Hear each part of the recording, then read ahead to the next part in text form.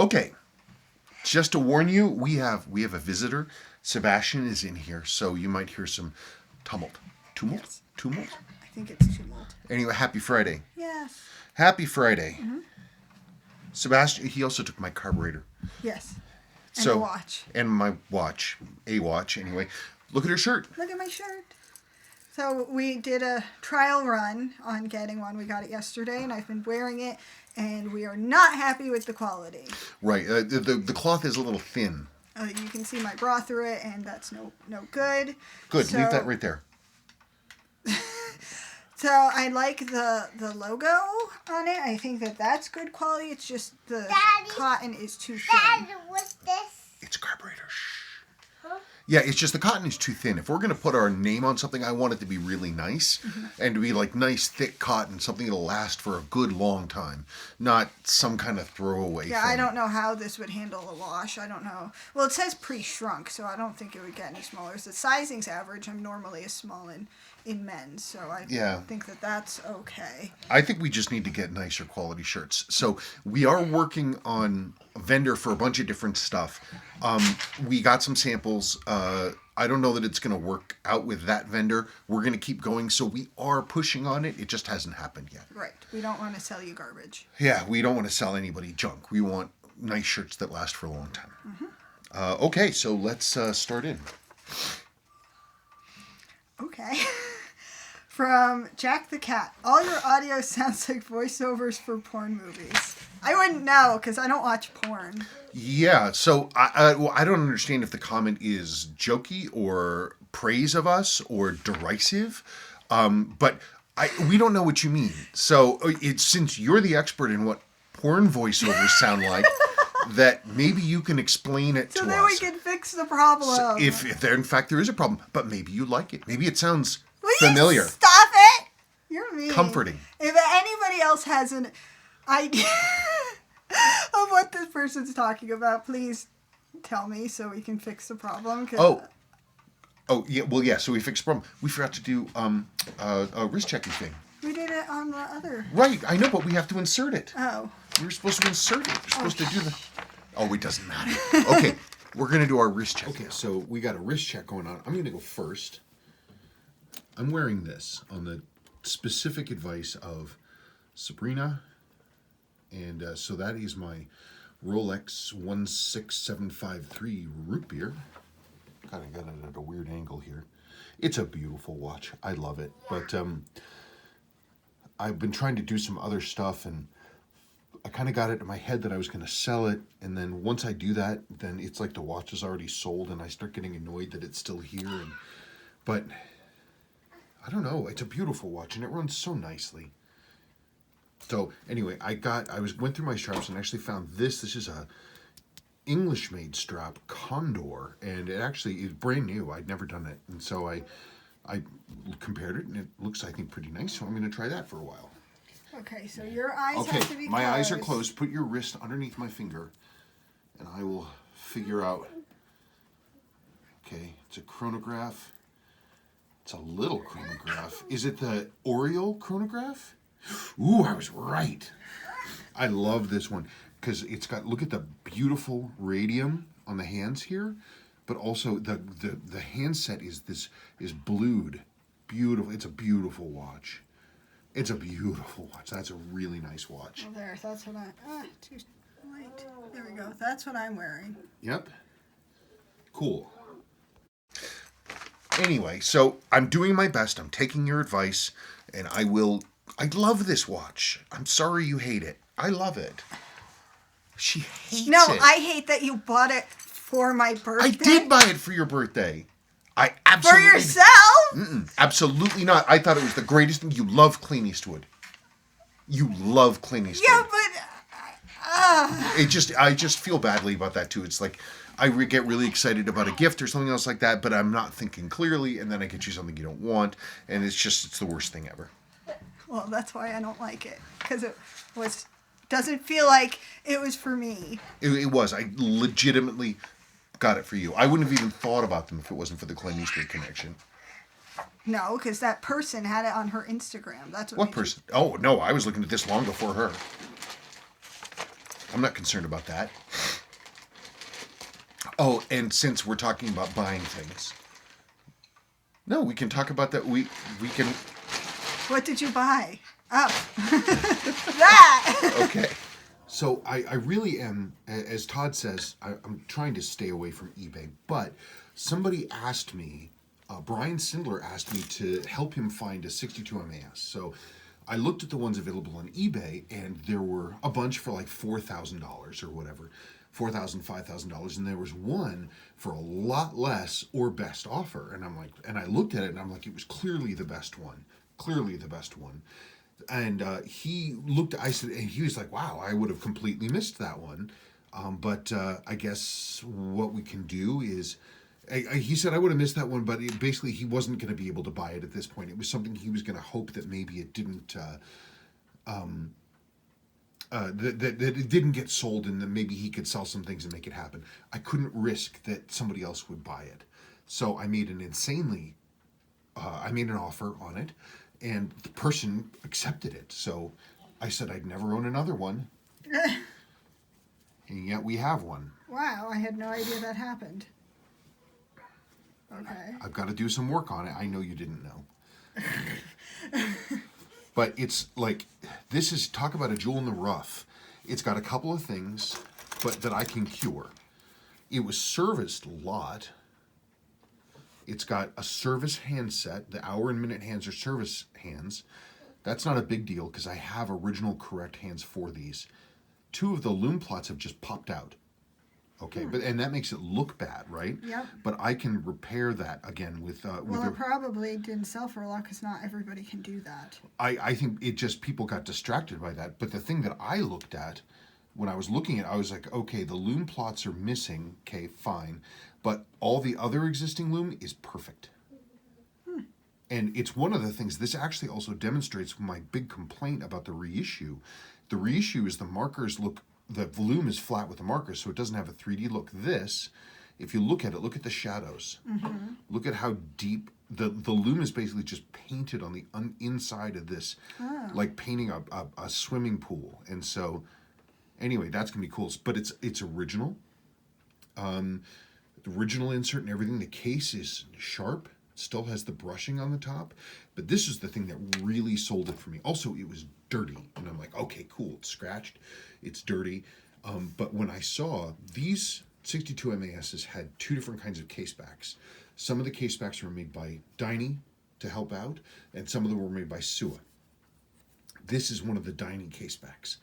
And is that rare? Well, it's not necessarily rare, and I personally actually prefer the horseshoe because I'm kind of crazy like that. But these have this beautiful frosted surface. You see, it's like high polish and then frosted. This is the same kind of like frosted surface you get on, like, say, coins that are like proof coins from the mint. They have this like frosted surface, and this doesn't last long. It gets worn away very quickly by wrist action. So this one's September 66, and it's got the dolphin, and you can see the beautiful, frosting on it. And it was also the watch was on an ugly modern bracelet. Anyway, but I opened it up and I was like, wow. Yeah, I was like, that's beautiful. I wonder if maybe the loom popped off right away, and the guy was like, I don't want to wear this anymore. Well, maybe he sent it in for service multiple times. Huh. It has standard watchmaker scrawl in there that you can see, but that's a service center mark from the LA Seiko Service Center. Huh. But one of the other service center marks, it looks like it's either, I can't quite tell, it looks like it's either 67 or 71, depending on which way you're trying to read it. But yeah, whoever owned this thing sent it back a number of times. And but it's been worked on, and it's in one of the things I was looking for, which I didn't see, I don't see, which is always a deadly thing. These tend to, the winding weight, they tend to loosen up, and so you get the winding weight whapping around and grinding over the edge of this plate. That's if it's worn a lot, right? Yeah, but it happens actually pretty quickly. It's not doing that at all right now. So one of the things I really want to do this weekend, if I have time, I want to do 2 things. I want to pull all the wheels off the MG and put it on blocks. And the other thing I want to do is I really want to restore this watch. I think that would just be lots of fun.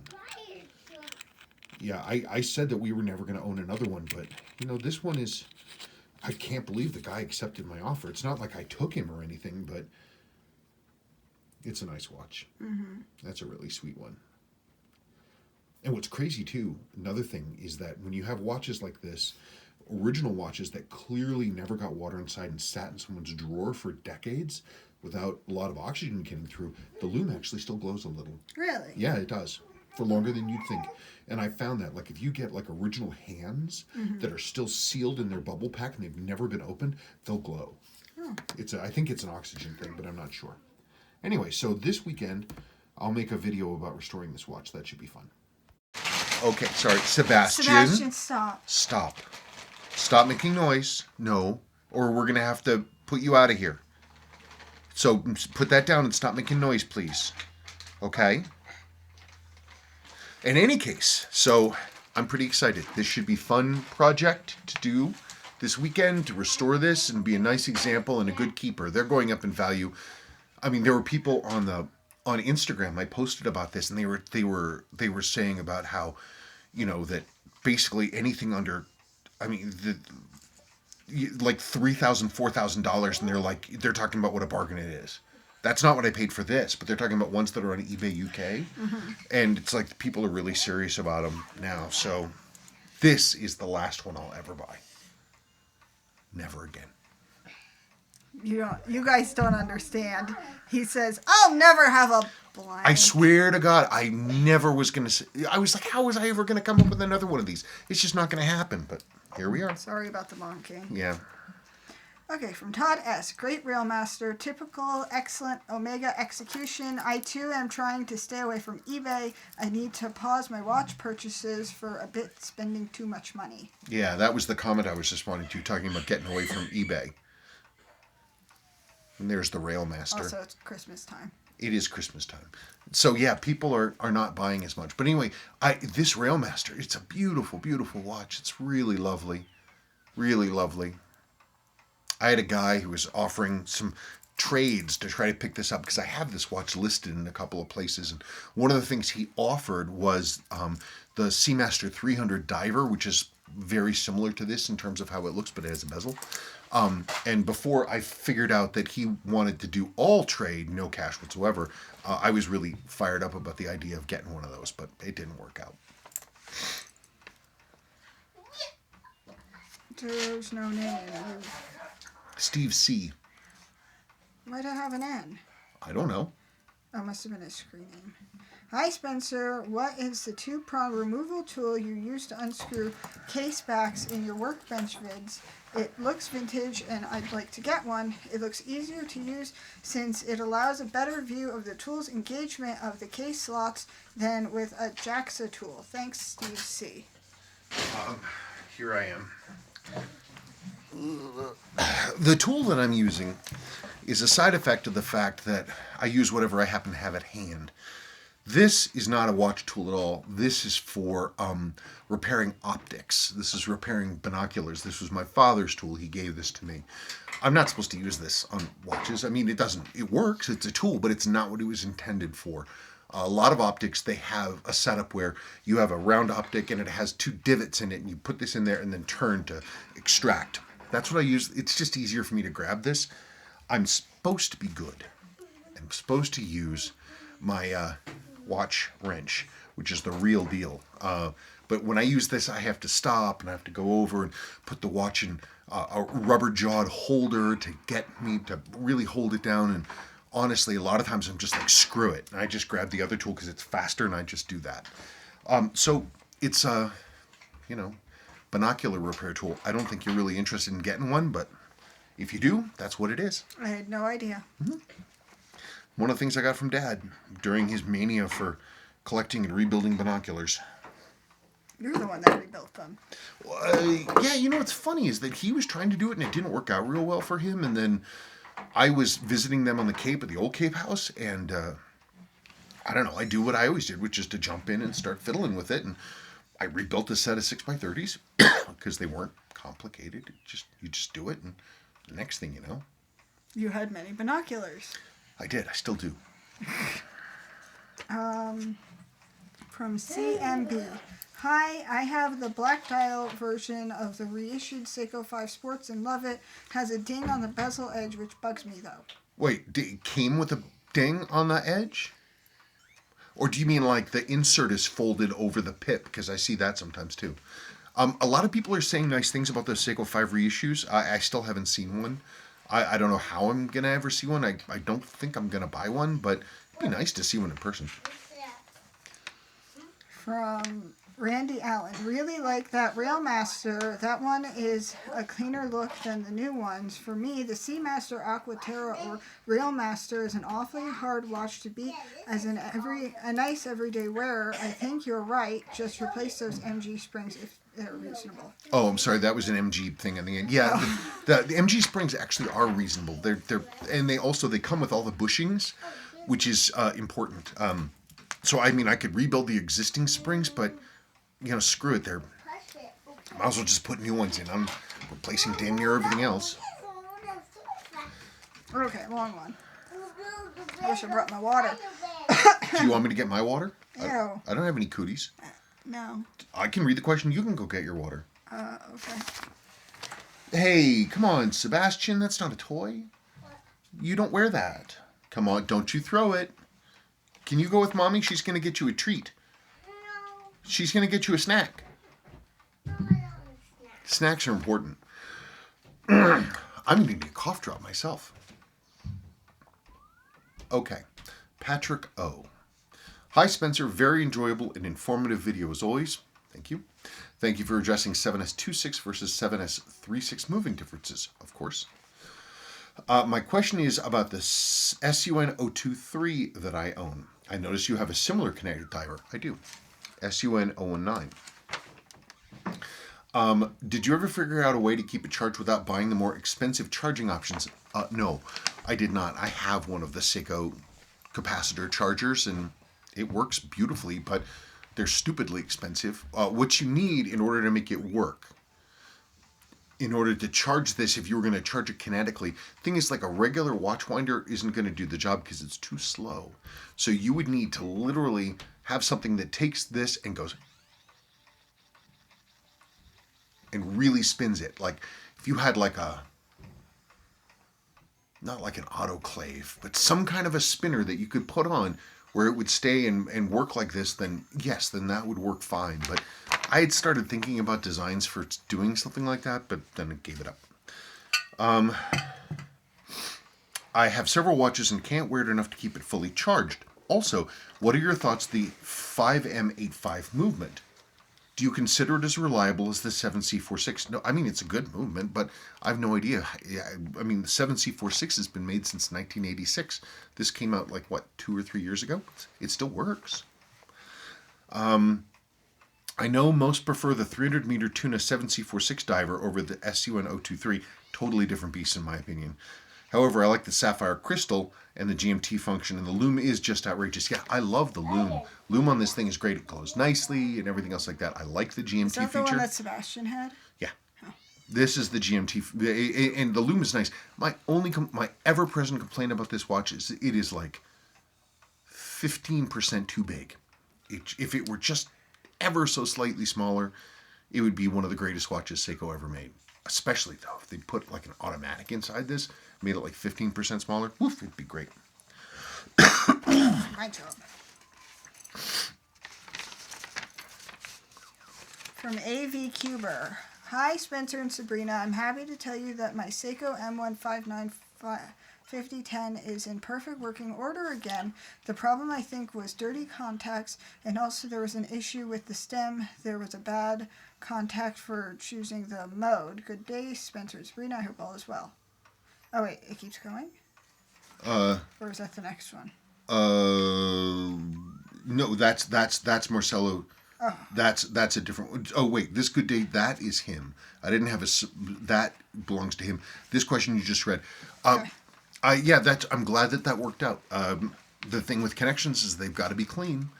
This is my Grandpa Klein told my brother, just because it's connected doesn't mean it's connected, so you got to clean those contacts. Sebastian got a hold of a red marker. What? Look at the wall. Are you sure that wasn't Willow? No, I saw him. I just realized I took the marker from him a while ago. He drew all over the wall and all over the picture. At least he didn't draw on the carpet. Yeah, then I'd be mad. Okay, well, let's move on. There's nothing I can do about it now. The only thing you can do is paint. I don't know. The alcohol might work. I mean, if it's a magic marker, alcohol could do... No, it was a Sharpie. Yeah, right, which is alcohol-based. I'll try it. From Marcella Dietrich. Regarding the Mac V SOG Seiko watches, specifically the 6619-8060, because it's a quasi-official watch, should this affect the pricing compared to the other official watches? I've seen this happening with the discovery of the Pogue being the 6139 6005s. Prices for the other chronograph iterations have come down. I think this could also affect the pricing for the Savant. It's the blue dial 6139 6000 X's. Okay. Do you want me to go get one? There's one right over there. I don't care. As well, which are 6139 6009s. I'm especially interested in this iteration as I was able to purchase one for a ridiculously low amount.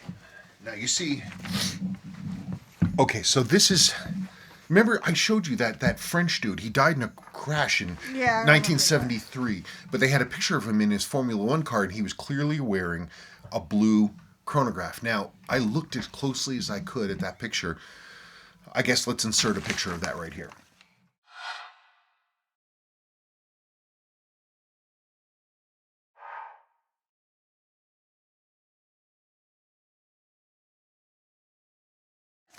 I looked as closely as I could. That looked like it was a notch case, which means it could be a 6139 6000 proof, or it could be a 6139 6009 proof resist. Not proof resist, notch resist. It's just a matter of where he bought that watch. I don't know if anybody's found any better pictures. I actually looked, I spent a good 20 minutes on the internet just cruising Google Images, looking for other pictures of him. I found other pictures of him wearing wristwatches, but none of that particular one. I'd be curious to see. Anyway, so it's more or less it's one of these. That particular Mac V watch, which was unofficial, the thing is, though, is that it's one of the three that was in sort of the Bible of this whole thing, which is the book Running Recon. And that picture's actually in there. I mean, I have other watches that were in Vietnam, bought in Vietnam at the PX in Vietnam, that were unofficial, but they were definitely worn in country during combat, but they aren't in that book. So those aren't really worth a whole lot, but that one, it is. It's in the book. So I don't think it's going to go down in value because it's been documented that they used it. Whatever. If you guys hear like weird noises, it's his iPad. Which is actually his iPad. Was my iPad.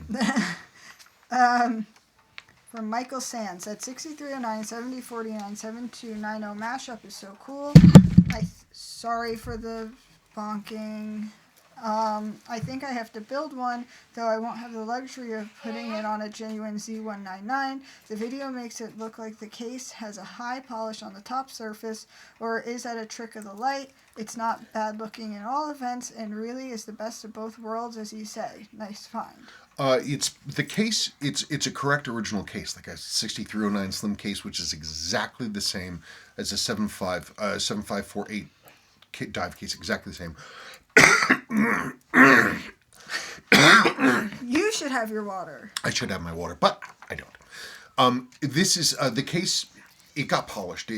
This was like an old watchsmith's job, like an old school watchsmith's job. I used to see this kind of like polishing on old watchsmith work all the time, and I'm assuming that's what happened here. This was a regular watch shop or a regular watch dude, and they replaced the case for... You do need a snack? Okay. And they replaced the case. I don't know why. I don't have history on it. The servicing mark was from 1991. Okay, go with Mommy then, and she'll help you. And so I'm assuming that maybe the guy jacked up his crown tube threads or something, and they wanted to get a replacement case so he could screw the crown down again. but you couldn't get that replacement case anymore, and the only thing they could get was the slim case. I don't know if that's the situation, but that's my theory. It's a nice watch. It's a nice watch. I really do like it. And as for the Z99, Larry's Z199 recreations are great. They're great. I mean, he really put a lot of work into making those things good. And so I support them 100%. Yes, I do. Let's see. Okay, Joseph Folk. Unfortunately, this is about the reissue Arnie. Unfortunately, the push-button gaskets of my new Arnie have deteriorated. I'm sending back to Seiko, and when I get it back, I'm selling it. The watch is only 2 months old. Should have known better to buy a watch with exposed gaskets. I've never heard of Seiko gaskets failing when they're brand new. Never. I'm not saying you're wrong at all. I wonder what happened. Was there chemical exposure? How do you know they failed? What's your usage of the watch? What have you been doing with it? That would blow me away. I mean, Seiko's been making these. Oh, good. Seiko's been making these things for a long time, and that would really confuse me. Also, these gaskets are not exposed. They're inside. They're going to be the same as all other Seiko gaskets. They're going to be inside the tubes, the way all the others are. So it's not. They're exactly as exposed as any other gasket. Say, go ahead. If you have time, tell me exactly the situation, simply because I'm curious. I want to know how that came about and how you know they failed. I'm just curious. Did you read another question? Oh, yes, I did. Now we're down to here. Okay. From Andrew Warner. Andrew Warner. Hi, guys. Greetings from Great Bentley. Oh, yeah. Hi, Andrew. Question for this week's video. I recently bought a 6138 UFO, but when testing the chronograph, it ticked around to the dreaded 58-second mark and then stopped. For some reason, I then decided to move hour and minute hands via the crown. Is it via or via? Via. I don't know. And it started moving again. I've also noticed the watch stops ticking when the chronograph stops. Do you think the chronograph wheel has failed, or could this be caused by dirt in the movement? The watch hasn't been serviced for years. Cheers. Okay, well, that's the big thing. Okay, when it comes to 58, all right, sweep comes around, hits 58, does just the sweep stop, or does the whole watch stops? That's the thing, because right there, if the sweep stops, if the sweep stops and the watch keeps running, then the clutch is slipping. But if the sweep stops and the whole watch stops, then your clutch is fine and it just needs to be serviced. I was, by the way, speaking of Great Bentley, I saw the box in the garage that has all like the stuff from my childhood, and I know there's a lot of Great Bentley stuff in there, including like a little poster for how green is our village celebration that we went to, and that we had there the last summer we were there before we moved away. But unfortunately, it's way up on top of a shelf underneath a whole bunch of other stuff, and I didn't get it. So it does exist, though. Where are you going? I'm getting my water. My carburetor. I want it. What? You haven't been looking at. I'll give it to you in just a second, okay? Why are you holding a carburetor? Carburetors are important. I knew what it was. It was a miracle. Yeah, it's the first thing I've really done on the MG, and that's one of the two SU carburetors. Doesn't look particularly clean, but you should see what the other one looks like. Anyway, all clean, all new seals, new everything, except the shaft for the throttle for the butterfly valve is worn. But I'm gonna see about that. I can replace them. That's not that big of a deal. Anyway, that's about it. And then put that right there. Okay, next one. From Rick, wow, quite a transformation. You're a wizard. Oh, that's the gentleman, the father's watch, the gold one. Remember? And it was all like, I still haven't heard from that gentleman. I haven't. It's been like however many days now. Nothing. Total silence. We sold that one. Yeah, we did. Not that one that he's talking about. Another one. I gave the guy 9 months. Yep. 9 months. What am I supposed to do? What am I supposed to do? Maybe he dropped dead. I hope not. That would be terrible. That would be no fun.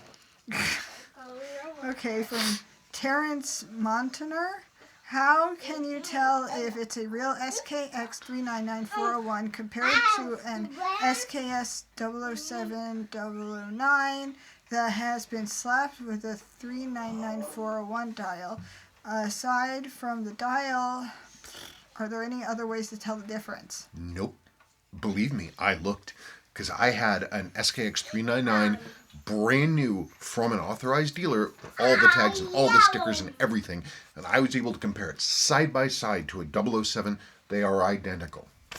Shipped off the dial, and it's all of a sudden it's a 399. The trick is getting a 399 dial. Okay. Well, Is that because hard? well, it depends. If you're in Southeast Asia, if you're in the Philippines, they were sold there, and so if you see a 399 being sold out of like Germany, which is where I've seen them, Germany or the UK, and the watch itself looks good, good chapter ring, pretty decent insert, but the dial is incredibly faded, somebody swapped it out. Oh. Okay. I've seen it. That's not me making stuff up. I've seen that with my own eyes. Okay. Last question from Jeff Black. On that cool Seiko hybrid mod, is that an original Z199 or one of Uncle Seiko's great reproductions? As I've mentioned here before, I have one of his on my SKX 009. Love it. This is genuine. This is real. It's real. But you know, if it was an Uncle Seiko one, I wouldn't really. It would be perfectly fine. I happened. This is how it is. But if Uncle Seiko's products are great quality, I support them, not just because we're friends, full disclosure, but because he makes good stuff. You know, it's the reason I want to have a nice quality shirt is I'm going up against Larry and his stuff, and I don't want to have something cheap out there because he doesn't cheap out on his stuff. His material's good quality. Anyway, that's really about it. No, people aren't asking as much. So anyway, we're working on the t-shirts Yeah. and the hats and all that other kind of stuff, and now it's on to the weekend, and if we have time, I'll do that 62 MAS video and also pull all 4 wheels off the MG. It's very exciting. I have to watch children because that's what I always do. I'm sorry.